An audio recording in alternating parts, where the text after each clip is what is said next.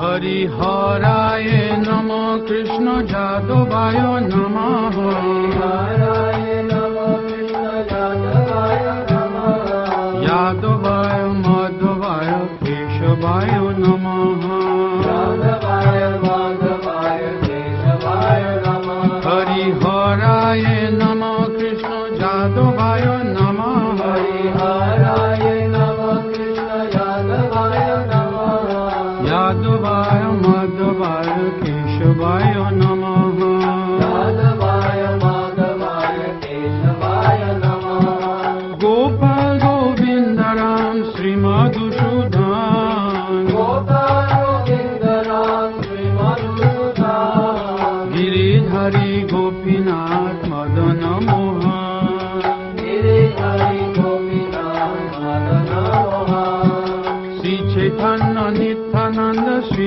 अद्वैत सीता श्री चैतन्य नित्यानंद श्री अद्वैत सीता हरि गुरु वैष्णव भागवत गीता हरि गुरु वैष्णव भागवत गीता जय रूप सनातन भक्त रघुनाथ जय रूप सनातन भक्त रघुनाथ श्री जीव गोपाल भट्ट दास रघुनाथ श्री जीव गोपाल भट्ट दास रघुनाथ हे छाय गोसाई चरि चरण बंधन हे छाय गोसाई चरि चरण बंधन जहाँ होइते विघ्न नाश अभीष्ट पुराण जहाँ होइते विघ्न नाश अभीष्ट पुराण हे छाय गोसाई जार मुई तार दास ओम अज्ञानतिमिरान्धस्य ज्ञानाञ्जनशलाकया चक्षुरुन्मीलितं येन तस्मै श्रीगुरवे नमः वाञ्छाकल्पतरुभ्यश्च कृपासिन्धुभ्यैव च पतितानां पावनेभ्यो वैष्णवेभ्यो नमो नमः नमः यं विष्णुपादाय कृष्णपृष्ठाय भूतले श्रीमते भक्तिसिद्धान्त सरस्वतीति नामिने शिवार्षभानवी देवी द्वैताय कृपाब्धये कृष्ण संबंध विज्ञान दायिने प्रभवे नमः माधुर्योज्ज्वल प्रेमाढ्य श्री रूपानुग भक्तिद श्री गौर करुणा शक्ति विग्रहाय नमस्तुते नमस्ते गौरवाणी श्रीमूर्तये दीनतारिणे रूपानुग विरुद्धाप सिद्धांत धंत हारिणे नमो गौर किशोराय साक्षात् वैराग्य मूर्तये विप्रलम्भर संभोधि पादाम्बुजाय ते नमो नमो भक्ति विनोदाय सच्चिदानंद नामिने गौर शक्ति स्वरूपाय रूपानुगवराय ते गौराविर्भाव भूमेस्तं निर्दिष्टा सज्जन प्रिय वैष्णव सार्वभौम श्री जगन्नाथाय ते नमो वाञ्छा कल्पतरुभ्यश्च कृपा सिन्धुभ्यैव च पतितानां पावनेभ्यो वैष्णवेभ्यो नमो नमो नमो महावदान्याय कृष्ण प्रेम प्रदाय ते कृष्णाय कृष्ण चैतन्य नामने गौरत्तिषे नमो हे कृष्ण करुणा सिंधो दीनबन्धु जगत्पते गोपीश गोपिका कांत राधा कांत नमस्तुते तप्त कांचन गौरांगी राधे वृंदावनेश्वरी वृषभानुसुते देवी प्रणमामि हरिप्रिये श्रीश्याम सुंदरं कृष्णं राधालिंगित विग्रहं यशोदानंदनं नौमि श्रीगोपीजन वल्लभं जयतां सुरतौ पंगोर मम मंदमतेर्गति मत्सर्वस्व पदं भोजौ राधा मदन मोहनौ दिव्यद वृंदारण्य कल्पद्रुमाध श्रीमद्रत्नागार सिंहासनस्थौ श्री राधा श्रील गोविंद देवौ पृष्ठालिभिः सेव्यमानौ स्मरामि सीमान रासरसारम्भि वंशीवट तटस्थित कर्षण वेणुष्वनैर् गोपीर्गोपीनाथ श्रीस्तुन श्रीकृष्ण चैतन्य प्रभु नित्यानंद श्री अद्वैत गदाधर श्रीवासादि गौर भक्तवृंद श्री नृसिंह जय जय जय नृसिंह प्रह्लादेश जय पद्मामुख पद्मभृंग नमस्ते नरसिंहाय प्रह्लादाल्हददायिने हिरण्यकशिपुर्वक्षशिलाटङ्कनखालये वागीशाजस्य वदने लक्ष्मीर्यस्य च वक्षसि यस्यास्य हृदये संवित् तं नृसिंहमहं भजे। इतो नृसिंह परतो नृसिंह जतो जतो जामि ततो नृसिंह बहिर्नृसिंह हृदये नृसिंह नृसिंहमादिं शरणं प्रपद्ये। वृन्दायै तुलसीदेव्यै प्रियायै केशवस्य च विष्णुभक्तिप्रदे देवी सत्यवत्यै नमो नमः। नारायणं नमस्कृत्य नरं चैव नरोत्तमं देवीं सरस्वतीं व्यासं ततो जयम् उदीरयेत्। श्री श्री गुरु गौरांग गंधर्विका गिरिधारी गोपीनाथ जय श्री श्री शिष्मान महाप्रभु जय वृंदावनावनिपते जय सोम सोम मौले सनंदन सनातन नारदेभ्य गोपीश्वर ब्रज विलासी जुगांग्री पद्मे प्रतिं प्रजाक्षनितरांग निरुपाधिकांग में कात्यायनी महामाये महाजगन्नदीश्वरी नंद गोपसुतं देवी पतिं कुरुते नमः। जय श्री श्री वृंदावन धाम की जय। वृंदावन धामवासी भक्त वृंद की जय। जय श्री श्री वृंदा देवी कुंज की जय। जय समवेत त्रिदंडीपाद गण की जय। भक्त वृंद की जय।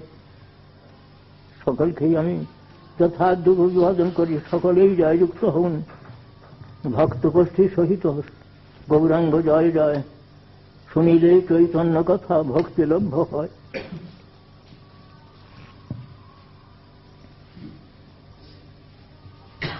আমি অনেক বৃদ্ধ হয়ে পড়েছি, 97 বছরের পড়েছি। এই সময়তে আমার অনেক ভুল ত্রুটি হয়ে যেতে পারে।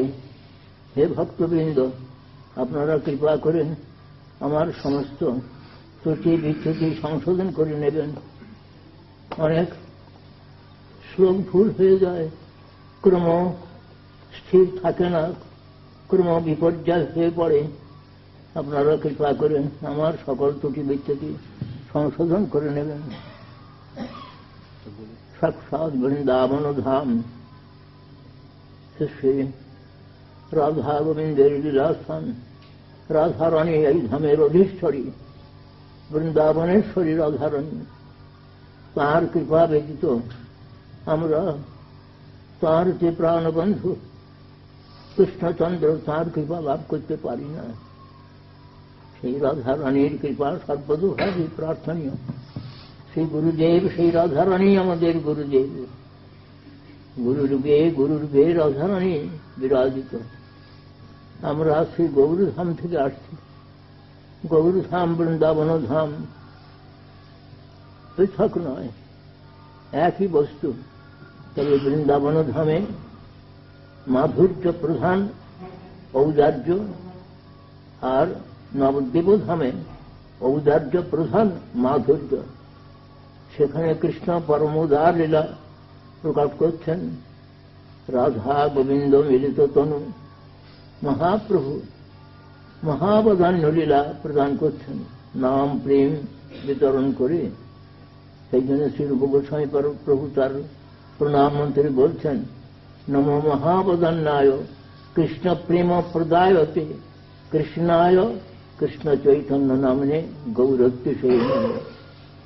কৃষ্ণ স্বয়ং রাধা ভাব বিভাবিত হয়ে যে প্রেম ধন বিতরণ লীলা করছেন, তার এইটি হল মহাবদান্য লীলা। কৃষ্ণ প্রেম প্রদানই হল মহাবদান্য লীলা। যে কৃষ্ণ প্রেম, ব্রজের যে প্রেম, যা কোন যুগে অন্য কোন অবতারের দ্বারা সেটা প্রদত্ত হয় নাই, বিতরিত হয় নাই। আজ স্বয়ং কৃষ্ণই রাধা ভাবকান্তি সুবলিত মহাপ্রভু শ্রী চৈতন্য রূপে সেই প্রেম প্রদান লীলা করছেন। তারই আনুগত্যে আমরা সেই গৌরধামে মহাপ্রভু আনুগত্যে আমরা বৃন্দাবনেশ্বর এবং বৃন্দাবনেশ্বরী গুণগানে প্রবৃত্ত হবার। শ্রী নরোত্তম ঠাকুর তিনি মহাপ্রভুর প্রিয়তম।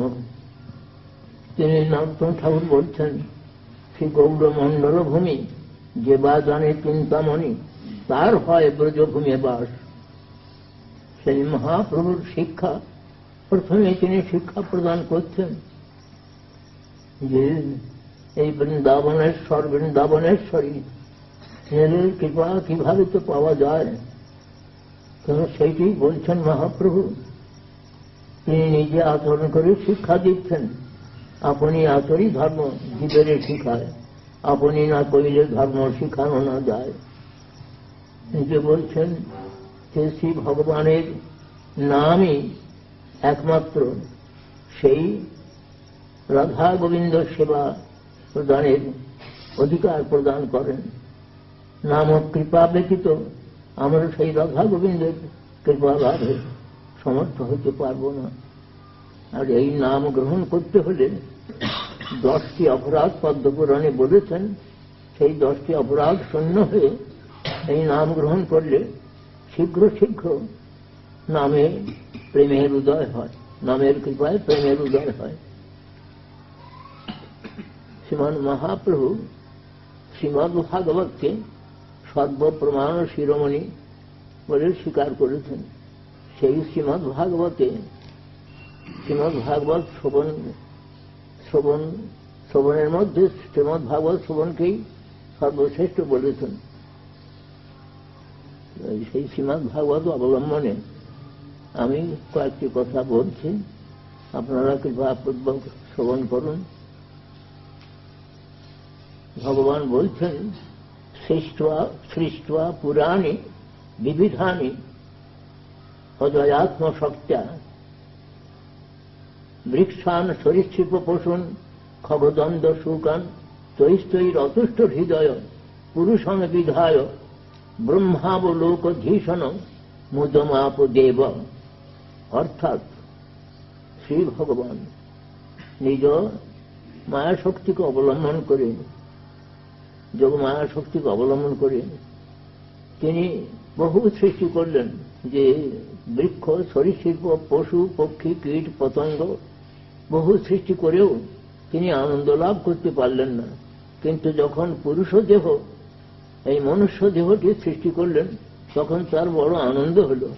কেন না ব্রহ্মাবলোক ধীষণ, ব্রহ্মবস্তু অবলোকন করবার ধীষণা বুদ্ধি এই মনুষ্য শরীরেই প্রদত্ত হয়েছে।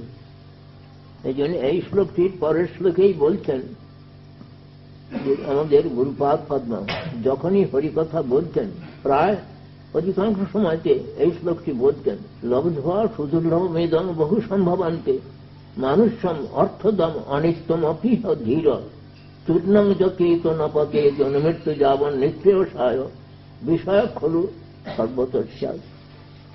এটার অর্থ হল এই, আমরা যে মনুষ্য জন্ম লাভ করেছি, এই জন্মের পূর্বে 80টি জন্ম আমাদের চলে গেছে।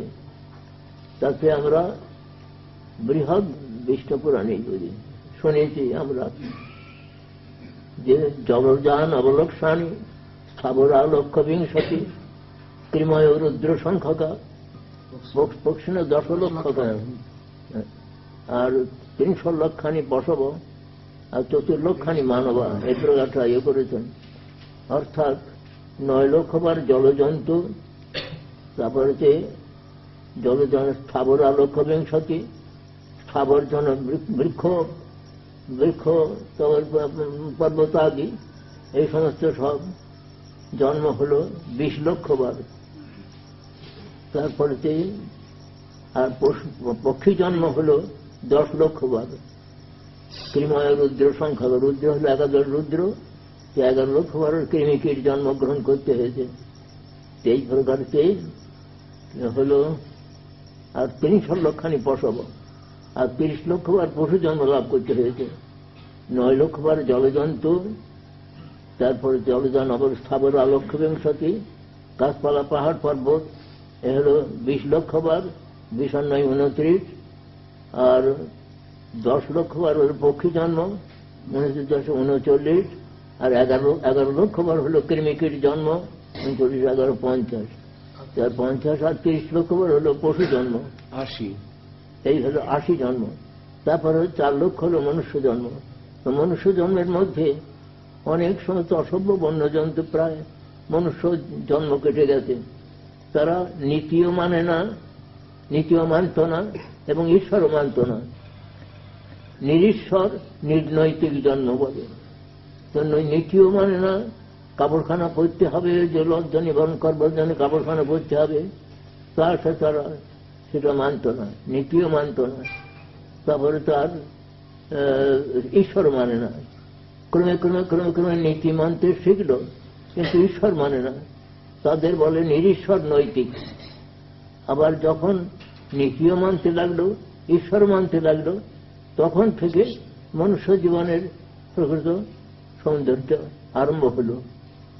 তবে কতক আবার কর্ম মানে, কত জ্ঞান মানে, কত যোগ মানে, কিন্তু হরিভক্তি বড়ই সুদুর্লভ, সেইটি বিশেষভাবে আমাদের চিন্তার বিষয়।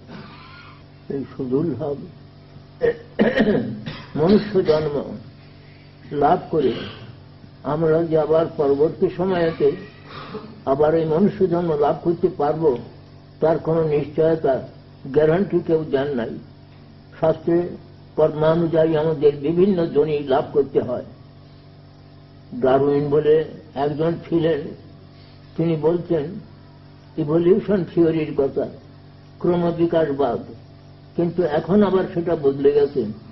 এখন সকলে বুঝেছেন কর্মানুযায়ী মনুষ্য জীবন থেকেও অধঃপতন হয়, কীটপতঙ্গ জন্ম হয়, বিষ্ঠার কৃমি কীট হয়ে জন্মগ্রহণ করতে হয়, যদি ভগবানের আদেশ মতন না চলা যায়। এবার যাই জন্যই বলছেন এই সুদুর্লভ মনুষ্য জন্ম লাভ করে, এই মনুষ্য জন্মই আবার পরমার্থপ্রদ। অন্য কোন জন্মে আমরা পরমার্থ লাভ করতে পারি না। পরমার্থ মানে হল পরম প্রয়োজন। পরম প্রয়োজন যে কৃষ্ণ প্রেম, সেটা আমরা অন্য কোন জন্মে লাভ করতে পারি না। একমাত্র মনুষ্য জন্মই পরমার্থপ্রদ। কিন্তু এই জন্মটি ক্ষণভঙ্গুর, পদ্মপত্রস্থিত নিরবধ।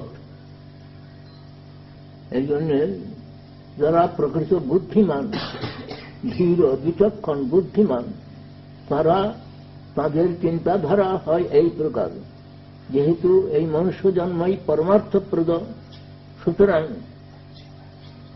তূর্ণং যথেত ন পতেত মৃত্যু যাবন নিঃশ্রেয়সায় বিষয় খলু সর্বদস্যাৎ। জড় বিষয় রূপ রস শব্দ গন্ধের স্পর্শ, এটা জড় বিষয় বলে। এই জড় বিষয়, পাঁচটি জড় বিষয় সব জন্মেই এটা ভোগ করা যেতে পারে, কিন্তু এই পরমার্থ লাভের যে জন্যে, নিশ্চয়তা পরমমঙ্গল লাভের জন্য এক এই মনুষ্য জন্ম ছাড়া আর অন্য কোনো উপায় নাই। সুতরাং যত শীঘ্র পারো সেব গোবিন্দ চরণ। এই জন্য বলছেন তূর্ণং যথেত, কাল মাত্র বিলম্ব না করে পরমার্থ লাভের জন্য যত্নবান হও, পরম প্রয়োজন লাভের জন্য যত্নবান হও। এই জন্যে আমাদের মনুষ্য জীবনটি কখনো হেলায় নষ্ট করা উচিত নয়। যারা বুদ্ধিমান ব্যক্তি তারা এই বিচারটি করেন, তো কাল মাত্র বিলম্ব না করে আমরা পরমার্থ লাভের জন্য যত্নবান হব। আমাদের দেশের থেকে বিলাতে তারা সমস্ত বড় বড় বৈজ্ঞানিক রয়েছেন, সকলেই আমাদের দেশের লোক, সে তাদের কাছে বিজ্ঞান অনুসরণ করতে যায়, নানা প্রকার বৈজ্ঞানিক বিচার তারা গ্রহণ করতে যায়। কিন্তু পরমার্থ বিজ্ঞানটি হল আমাদের যে প্রয়োজন, সেইটি আমাদের বিশেষভাবে অনুভব করা দরকার। সকল দেশেরই এটা হচ্ছে প্রয়োজন। দেখুন, এই আমাদের যে হস্তপদাদ ইন্দ্রিয় ভগবান দিয়েছেন, একটা জিনিস আছে, সেটা যদি এখান থেকে উঠে যায় তাহলে এসব মৃত সব হয়ে যায়, এর কোনো ক্ষমতা থাকে না। কিন্তু সেই আত্মার বিচারটি কি, সে আমরা বৈজ্ঞানিকদের মধ্যে সেই বিচারটা আমরা বিচার করতে দেখি না। তারা সমস্ত সব করছেন, সবই করছেন বটে, কিন্তু আত্মার বৃত্তিটা কি সেই বিষয়টাই আমাদের যে মহাপ্রভু নিজজন, ভগবানের নিজ জনগণ, তারাই ব্যাসসুকাদি মহাজনগণ সেই বিচারটা আমাদের প্রদান করেছেন যে আত্মার ফাংশনটা কি। অন্যান্য ইন্দ্রিয় যার যে থাকলে অন্যান্য ইন্দ্রিয়ের বল থাকে, বল বুদ্ধি প্রভৃতি যা কিছু বলুন সমস্ত সব থাকে, সেই জিনিসটা না হলে কোনো কিছু কোনো কাজের হয় না। সেই জিনিসটার সম্বন্ধে বিশেষভাবে আমাদের কি আলোচনা করা কর্তব্য নয়, এইটি আমাদের বিশেষ বিচার। এই আত্মার বৃত্তি সম্বন্ধে আমাদের মহাজনগণ তারা যে সমস্ত কথা বলছেন সেই সমস্ত আমাদের পুনঃ পুনঃ আলোচ্য বিষয়। সেইটি আমাদের যে পরম ধর্ম, এই কথাটা এই শ্রীমদ্ ভাগবতে বলছেন। শ্রীমদ্ ভাগবত প্রথমে বলছেন ধর্মটি হলেন প্রচ্ছুত কৈতব্য পরম ধর্ম শ্রীমদ্ ভাগবতে নির্মিত হয়েছে। প্রচ্ছুত মানে প্রকৃষ্টরূপে উদ্ধৃত তিরস্কৃত হইয়াছে, কৈতব কপটতা যাহা হইতে আমরা গত পর্বে বলেছিলাম যে এই পরম ধর্মটি শ্রীমদ্ ভাগবতে নিরূপিত হয়েছে, তাতে কোনো কপটতা, আত্মবঞ্চনা, পরবঞ্চনা এ সমস্ত সব নাই। কপটতা হল বলেছেন আমাদের কবিরাজ গোস্বামীর কথা আমি বলেছিলাম, সেটা অজ্ঞানতম, অজ্ঞান অন্ধকার, সেইটি হল কৈতব কপটতা। কৃষ্ণ আর কৃষ্ণ ভক্তি ছাড়া অন্য যা কিছু কামনা বাসনা সেইগুলো কপটতার মধ্যে সবই। সেই জন্য আমরা আত্মেন্দ্রিয় প্রতিগঞ্ছা ও কৃষ্ণেন্দ্রিয় প্রতিগঞ্ছা এই দুটোর দৃষ্টি কবিরাজ গোস্বামীর আনুগত্যে আমরা প্রদর্শন করেছিলাম। আমাদের শাস্ত্রকে বলেছেন যে আহার ও নিদ্রা ভয়ময় সুনঞ্চ সামান্যমে তৎ পশুবীর নরানাং ধর্মহিতে অধিক বিশেষ ধর্মেণ হীনা পশুভীর সমানা। তার অর্থ হল এই আহার, নিদ্রা, ভয় এবং সন্তান জন্ম, সন্তান উৎপাদন আদি, এটা পশু পক্ষী কীট পতঙ্গ এবং মনুষ্য সকলেরই আছে। এই চারটে নিয়ে মনুষ্য গর্ব করতে পারেন না আমরা পশুর দিকের মধ্যে শ্রেষ্ঠ, পশু হচ্ছে শ্রেষ্ঠ আমরা, এই সকলের মধ্যে আছে। ধর্মই হল বৈশিষ্ট্য, হল ধর্ম নিয়ে। সেই ধর্মহীন মানব পশু অপেক্ষা অধম। শ্রীমদ্ ভাগবতে সেই পরম ধর্মের কথা বলেছেন। আর এই শ্রীমদ্ ভাগবতেই যে পরম সত্য বাস্তব বস্তু, যিনি পরম মঙ্গলপ্রদ, এবং আমরা যে তাপত্রয়ে জ্বলে পড়ে মরছি, সেই তাপত্রয় উন্মূলক, তাপত্রয় উন্মূলন করে দেন, এইটি শ্রীমদ্ ভাগবতে বিশেষভাবে বর্ণিত হয়েছে। আর বলছেন এই শ্রীমদ্ ভাগবত প্রথমে নারায়ণ মুনি তিনি চতুর্শ্লোকী আকারে এই শ্রীমদ্ ভাগবত বলেছিলেন। সেইটি ব্যাসদেব 18,000 শ্লোকে বিস্তৃত করে বর্ণন করেছেন। এই জন্য বলতে ধর্ম প্রচিত হইত উত্তর পরম নির্মৎ শরণাং শতং। আর এই ধর্ম নির্মৎসার সাধু ব্যতীত এই ধর্মের মর্ম অনুভব করতে পারবেন না। নির্মৎ মৎসরতা মানে হল পরস্পর কাতরতা।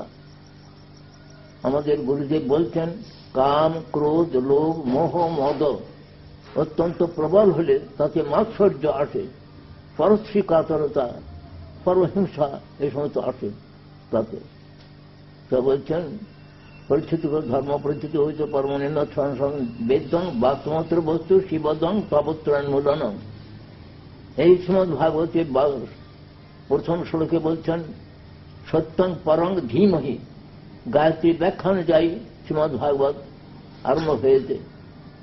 তাতে পরম সত্য সেইটি হল সম্বন্ধ।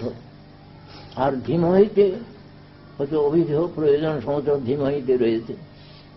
সেই পরম সত্য বস্তুই যে একমাত্র বাস্তব বস্তু।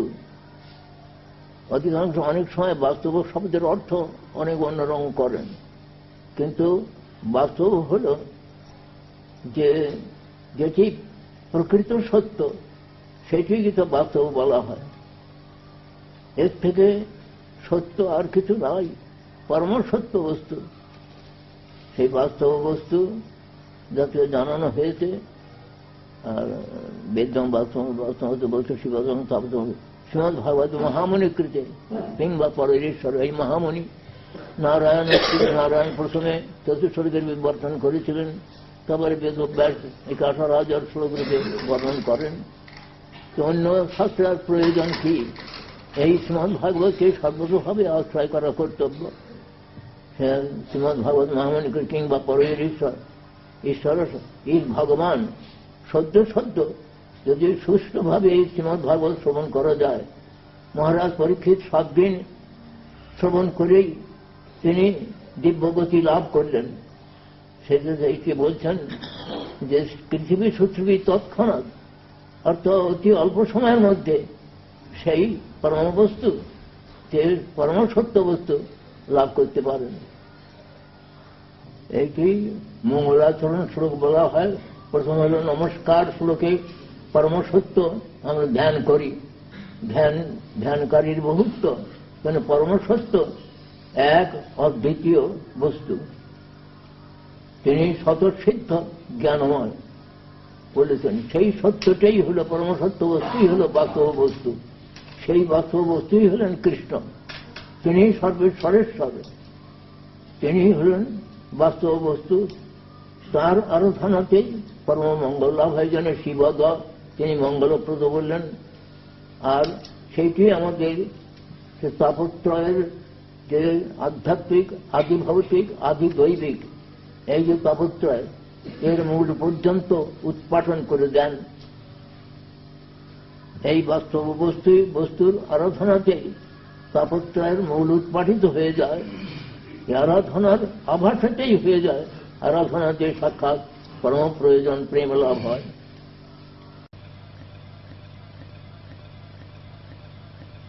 যে তৎক্ষণাৎ অতি অল্প সময়ের মধ্যেই শ্রী ভগবান তিনি আমাদের হৃদয়ের মধ্যে অবরুদ্ধ হয়ে যান, আটক করে যান। যেমন বিল্বমঙ্গল বলেছিলেন, বিল্বমঙ্গল যখন অন্ধ হয়ে যান, কৃষ্ণ নিজেই তাকে হাত ধরে ধরে পথ দেখাতে বলছেন। তা বিল্বমঙ্গল আবার মাঝে মাঝে কৃষ্ণ তিনি আবার তাকে এমনি ছেড়ে দিতেন। তা উনি বলছেন যে আচ্ছা, তুমি তো আমার কাছ থেকে পালাচ্ছ, কিন্তু আমার হাত ছেড়ে দিয়ে তোমাকে পালাচ্ছ বটে, কিন্তু আমার এই হৃদয় থেকে পালাও দেখিনি কেমন তোমার শক্তি। তিনি হৃদয়ে এমন করে আরো অবরুদ্ধ করে রেখেছেন, সেখান থেকে পালানোর উপায় নাই। কিসে অবরুদ্ধ করা যায় না? ভক্তির একটি একটা ডেফিনেশন রয়েছে, একটা সূত্র রয়েছে। বলছেন ভক্তি হলেন 6 প্রকারের ক্লেশগ্নি শুভদা, সুদূর্ভবা, মুখ্য লঘুতাকৃত, আর সন্দানন্দ বিশেষ আত্মা, শ্রীকৃষ্ণাকর্ষিণী চষা।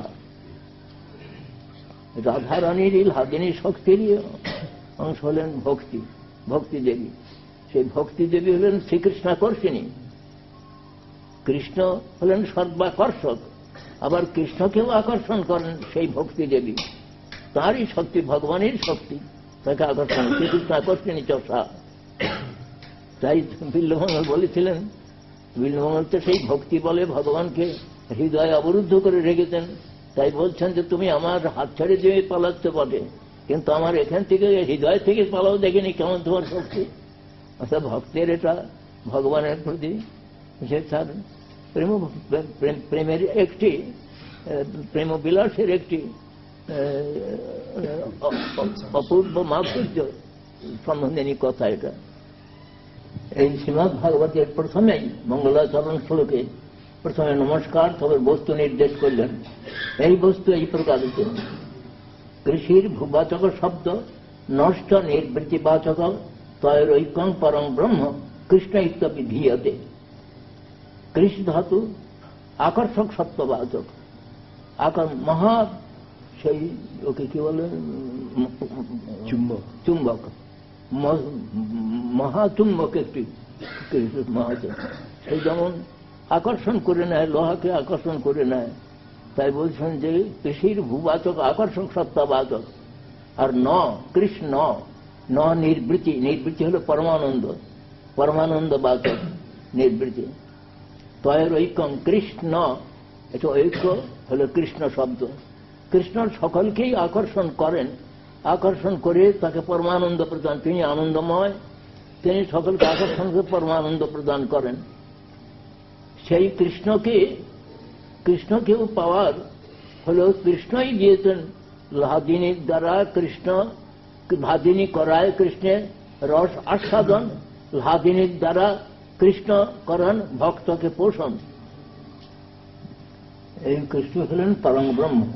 উপনিষদ বলছেন রসো বৈষব রসং সেবায়ং লব্ধ্বা আনন্দী ভবতি এষ জীবান আনন্দয়াতি, এষা হি এব আনন্দয়াতি।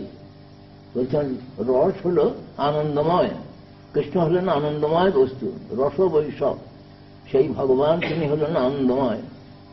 সেই আনন্দময় তিনি যে আনন্দ প্রদান করেন, সেই আনন্দ লাভ করে রস বৈষব রসং হি এব অয়ং আমার জীবাত্মা, তিনি আনন্দী হতে পারেন।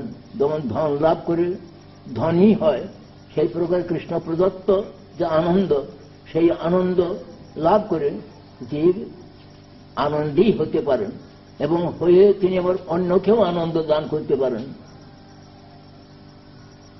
কৃষ্ণ যেমন নিজে আনন্দ আস্বাদন করেন, অন্যকেও আনন্দের হাদিনীর দ্বারা আনন্দ দিচ্ছেন, তেমনি ভক্ত তিনি নিজে আনন্দ লাভ করে, প্রেমানন্দ লাভ করে তেমন অন্যকেও সেই প্রেমানন্দ দিতে পারেন। এখন আপনাদের প্রশ্ন হতে পারে যে স্বয়ং আনন্দময় কৃষ্ণ তিনি, তা আমরা তাতে তিনি সকলকে আকর্ষণ করেন, কিন্তু আমরা তো আকৃষ্ট হতে পারছি না। কেন এত নাম করছি, এত করছি, অনেকেই আমরা বলে থাকি এই প্রকারকে। এক একজনের লক্ষাধিক নাম করছেন। আমাদের মায়াপুরের একজন ভক্ত, তিনি পূজ্যপাদ শ্রীধর মহারাজের শিষ্য, তিনি বলছেন যে আমি 2 লক্ষ নাম করেছি মহারাজ, আমি 3 লক্ষ নাম করার চেষ্টা করছি। তা তো বুঝলাম। আবার মাঝে একদিন তার একটু ক্রোধ দেখে আমি বললাম যে ভক্তবৎ, আপনি তো 2 লক্ষ 3 লক্ষ নাম করলেন, তা তো ক্রোধ আসে কেন? সে নাম করে আমরা বলতে পারি যে কেন আমাদের হয় না। তা আমরা একটা দৃষ্টান্ত দিয়ে এখানেতে যে মহাচুম্বক একটা রয়েছে, চুম্বক পাথর একটা রয়েছে, মাত্র বড় চুম্বক, আর একটা লোহা রয়েছে, লোহাটা মরচে ধরে আছে।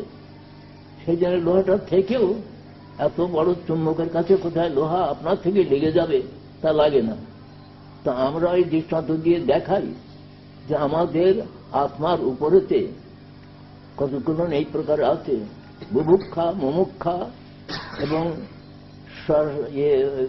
সিদ্ধি স্পৃহা, ভুক্তি মুক্তি সিদ্ধি কামনা, অর্থাৎ কবিরাজ গোস্বামীর ভাষায় আত্মেন্দ্রের প্রতি বাঞ্ছা, স্থূলভাবে বা সূক্ষ্মভাবে রয়েছে।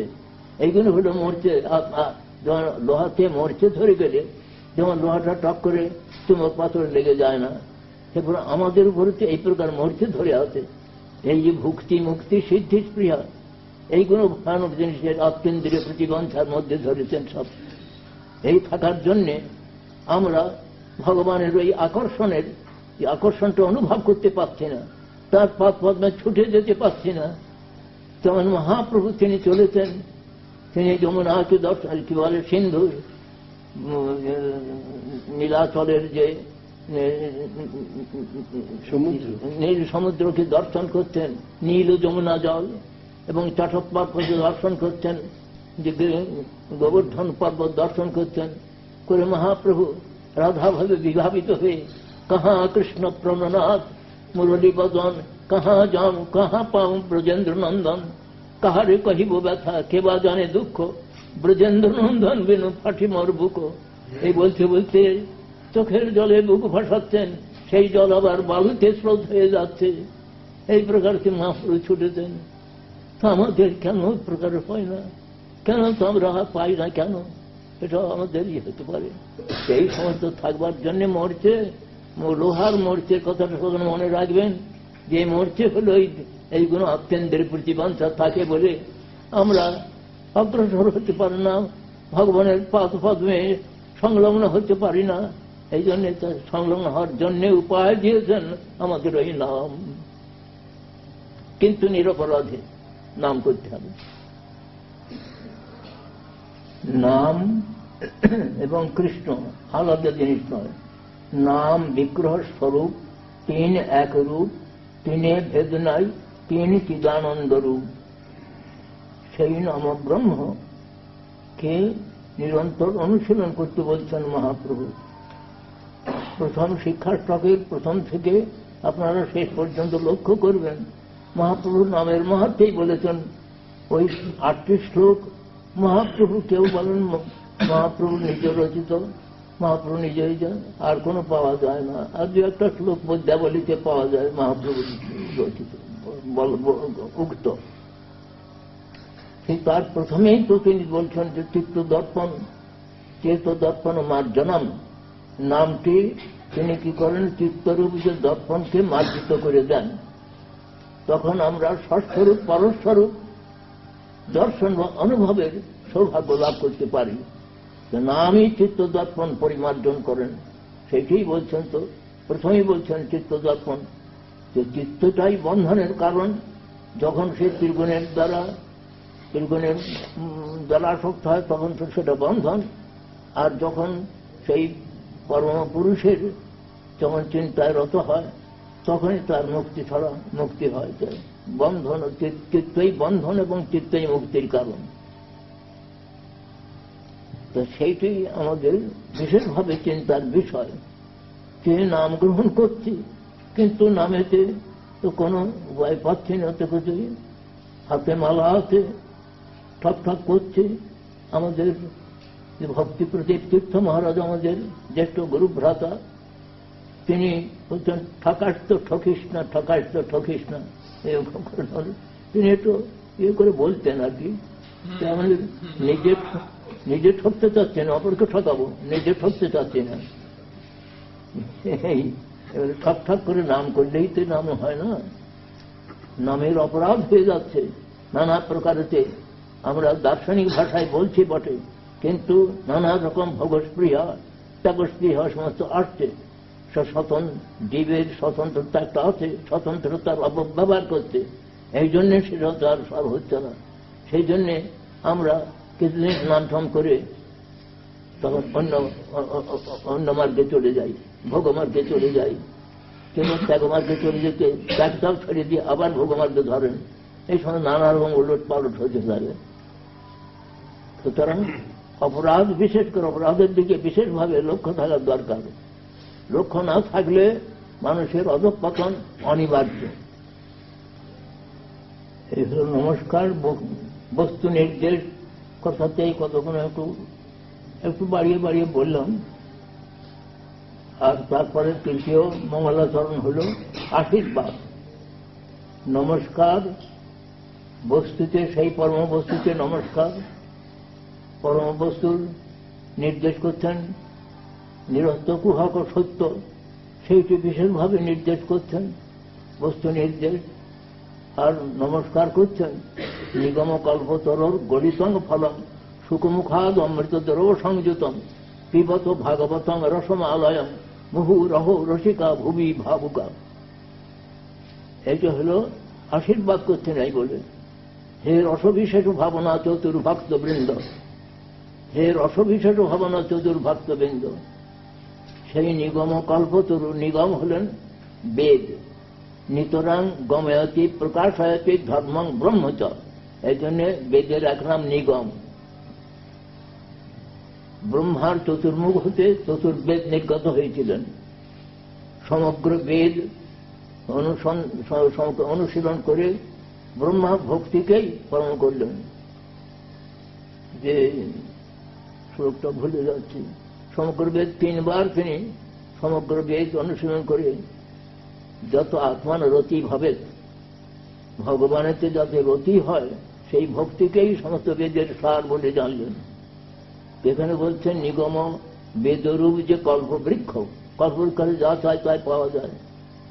যে বেদরূপ যে কল্পবৃক্ষ, তিনি কি প্রসব করছেন না? বেদরূপ কল্পবৃক্ষের প্রপক্ষ প্রকৃষ্ট রূপে পক্ষ ফল হল শ্রীমদ্ ভাগবত। সেই ভাগবতটি রসময়। একটা আমরা যেমন দৃষ্টান্ত স্বরূপে দেখি, একটি পাকা আম বা পাকা পেঁপে আমরা যখন কোন একটা লগা দিয়ে করে ক্ষতি পারি করি,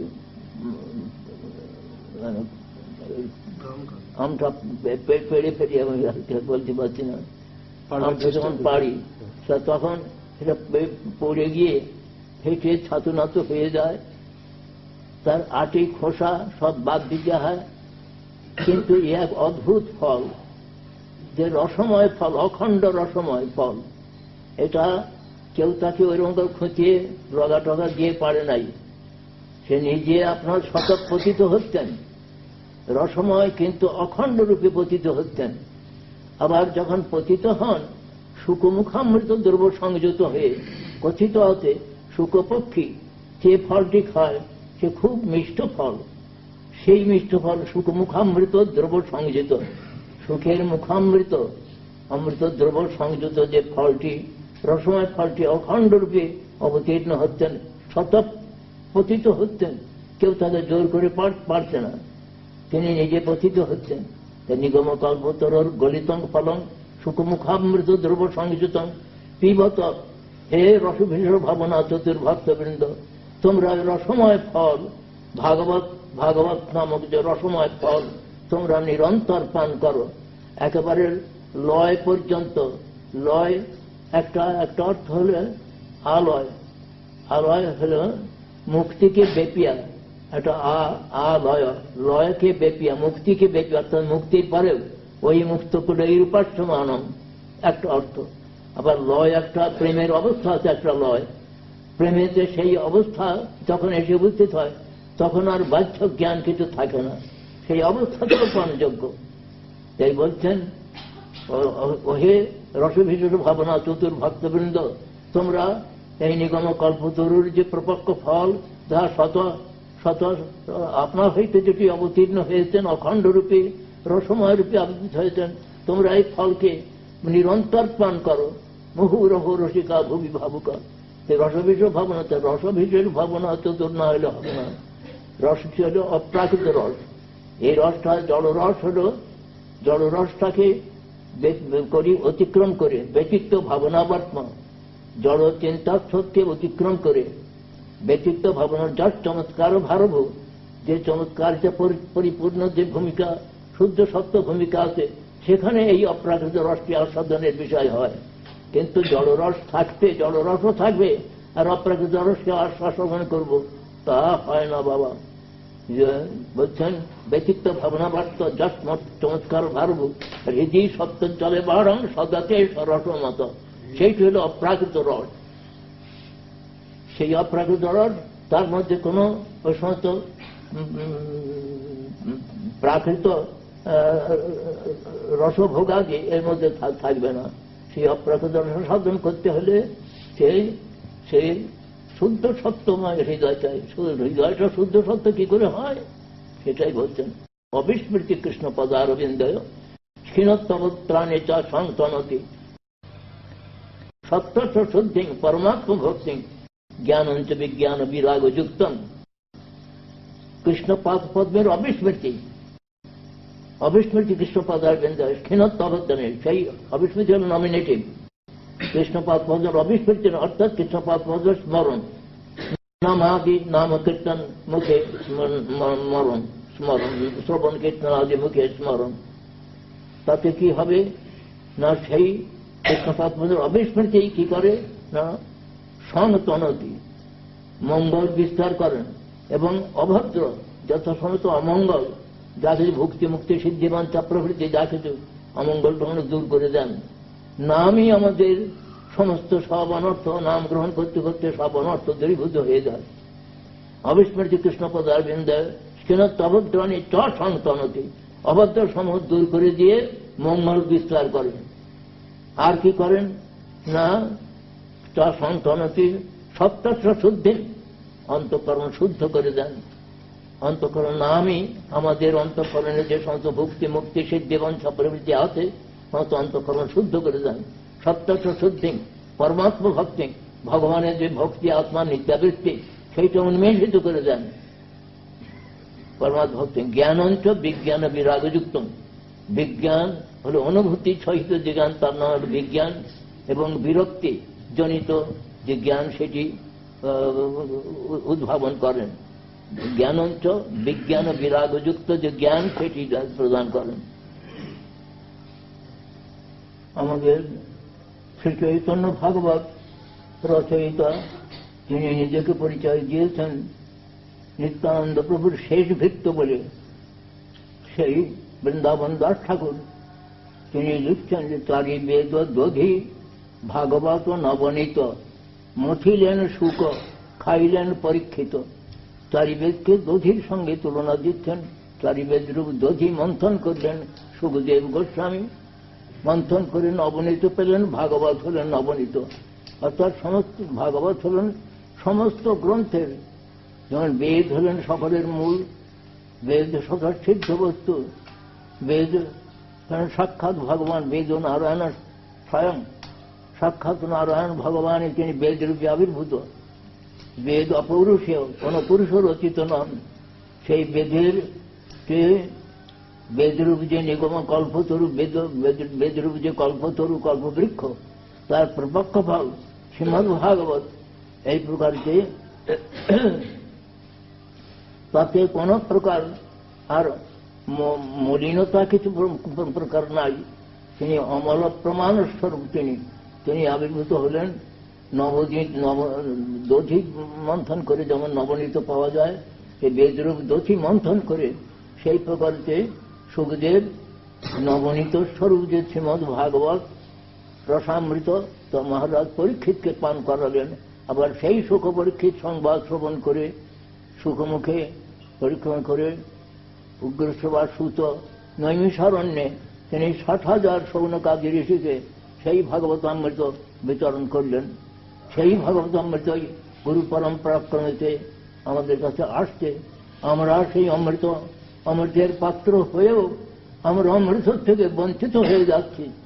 যাতে সেই অমৃত আস্বাদন করতে পারি তার জন্য আমাদের গুরু বৈষ্ণবের কৃপা বিশেষভাবে অন্বেষণ। স্বর্গের দেবতারা তাদের অমৃতের বিনিময়ে যখন বদ্রীনারায়ণ ক্ষেত্রেতে সনক সনাতন চতুষ্ষণ যখন সনত কুমার তিনি যখন ভাগবত ব্যাখ্যা করেন, সেই সময় ভক্তি দেবী তিনি বৃন্দাবনে বৃদ্ধা হয়ে গেছিলেন। এখানে একেবারে খুব ষোড়শী যুবতী রূপ ধারণ করলেন ভক্তি দেবী। তার জ্ঞান বৈরাগ্য এই পুত্রদ্বয় যারা সব বৃন্দাবনে একেবারে বৃদ্ধ হয়েছিল না, বৃন্দাবনে ভুল হতো, বৃন্দাবনে ভক্তি দেবী তিনি ষোড়শী যুবতী, তাদের জ্ঞান বৈরাগ্যের মাতা। কিন্তু তার দুটি ছেলে জ্ঞান বৈরাগ্য তারা আবার বুড়ো হয়ে গেছিল। নারদ তাদের অনেক চেতন করে সাড়া পেলেন না। তারপরে চেতন করবার জন্য তিনি এলেন। এখানে সনাতনের মুখে নারদ ভক্তি ভাগবত শ্রবণ করতেন। সেই ভাগবত শ্রবণ করে ভক্তি দেবী এবং তার ছেলে সমস্ত তারা যুবক যুবতী রূপ ধারণ করলেন। সেই সময় দেবতারা এসেছেন তাদের স্বর্গের অমৃতের বিনিময়ে এই ভাগবত অমৃত দান করতে। তারা বলছেন না, এই অমৃত ভাগবত স্বর্গের অমৃতের সঙ্গে তার তুলনা হতে পারে না। আমরা এই ভাগবত অমৃত তোমরা পাবে না। তো ভাগবত অমৃত দেশে দেবতারা তাঁদের বিচার নিয়ে তারা এই ভাগবত অমৃত আস্বাদন করবার যোগ্যতা লাভ করতে পারেন না। আবার আমাদের স্কন্দ পুরাণেই কথা হবে শরীর মধুর মথুর মেতন মঙ্গলং মঙ্গলানাং সকল নিগমবল্লী সৎফলং চিৎ স্বরূপম। এখানে বলছেন বেদ কল্পবৃক্ষের সৎফল চিৎ স্বরূপ চিন্ময় নিত্য ফলস্বরূপ হলেন এই নামরূপ যে নামামৃত যে সেটি হল বেদ কল্পবৃক্ষের সৎফল, চিন্ময় নিত্য ফল। এখানে বলছেন নামকেই মধুর মধুর মেতন মঙ্গলম, সমস্ত মঙ্গলেরও মঙ্গল স্বরূপ। মধুর হতেও মধুর, তথা হতে মধুর, মধুর মধুর ক্রমেতে মধুর হইতে মধুরতর, ক্রমেই মাধুর্য, যত গ্রহণ করা যাবে ততই মাধুর্য।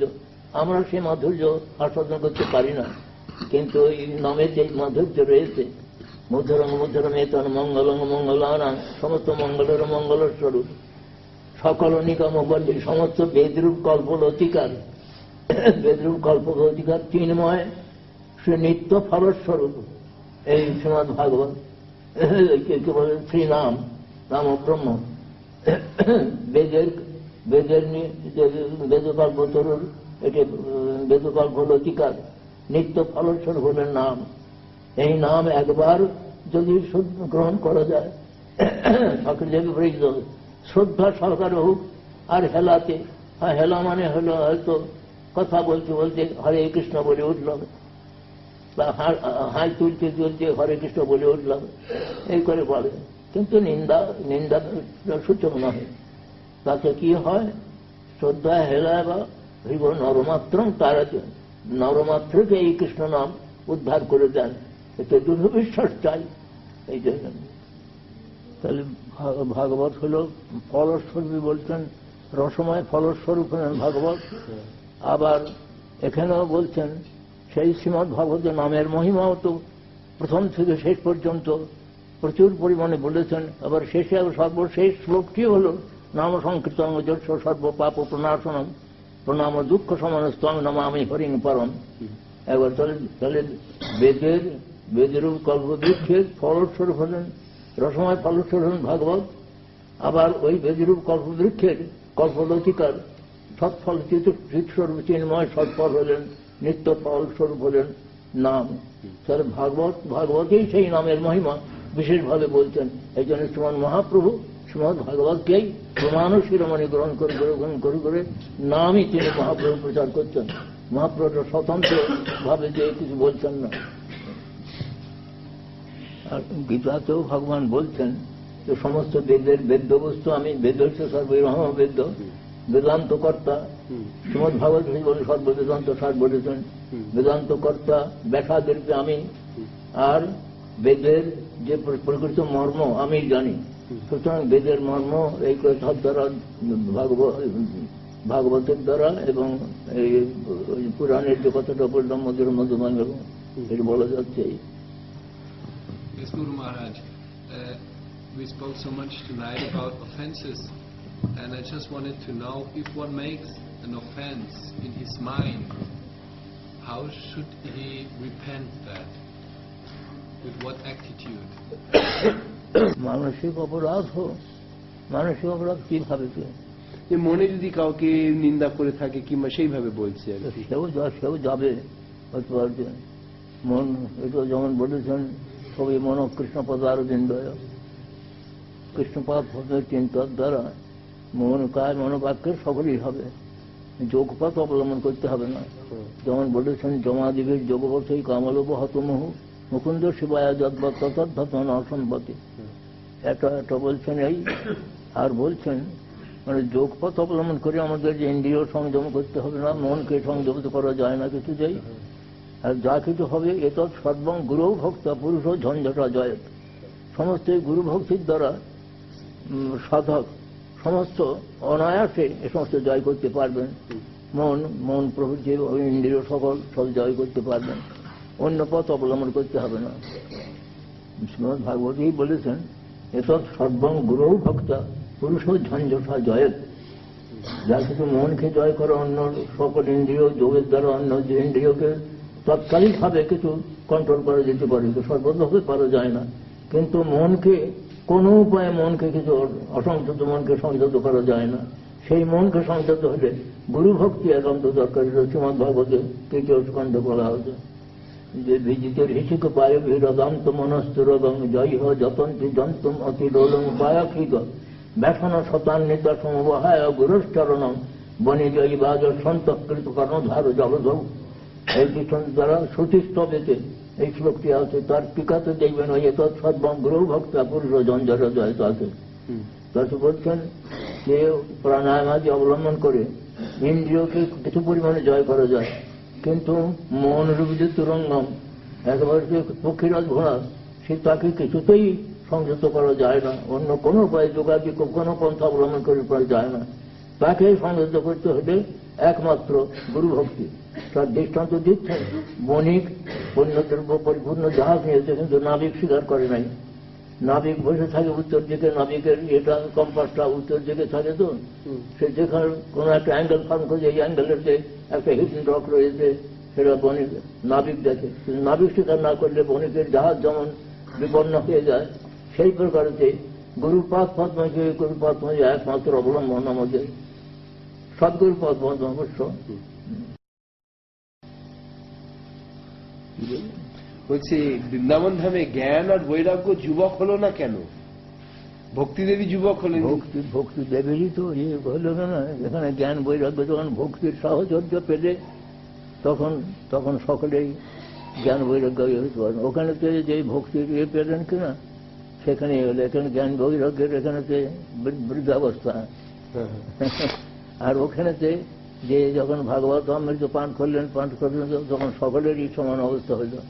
মানে ভক্তি মুখ্য নিরীক্ষক কর্মযোগ জ্ঞান বাসুদেবে ভগবতী ভক্তি যোগ প্রবেশিত জনায় তাসু বৈরাগ্য জ্ঞান অহেতুকম। কারণ ভক্তির পুত্রোদ্বয় ওখানেতে শুনছেন তো। হরিহরায় নম কৃষ্ণ যাদবায় নমঃ।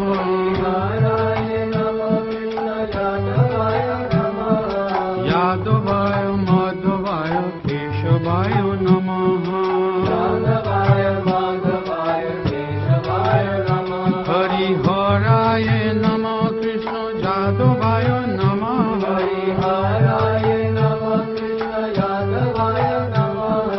যাদবায় মাধবায় কেশবায় নমঃ।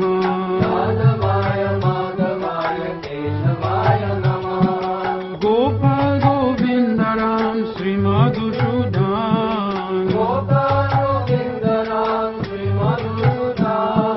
গিরিধারী গোপীনাথ মদন মোহন। শ্রী চৈতন্য নিত্যানন্দ শ্রী অদ্বৈত সীতা।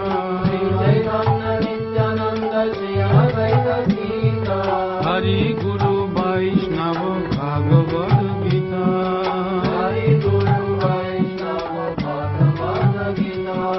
জয় রূপ সনাতন ভক্ত রঘুনাথ।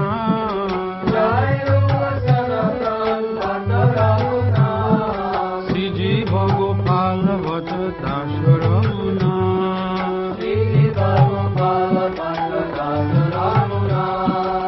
এছায় গোসায় চরি চরণ বন্ধন।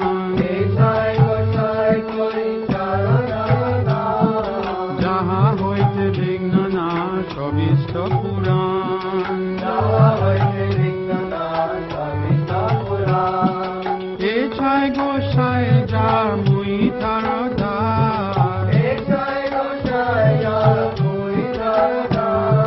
দাসবর পদ রেণু মৌর পঞ্চগ্রা।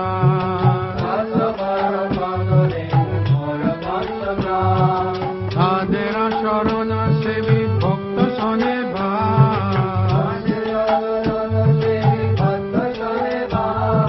জনমে জনমে হয়ে অবিলাস।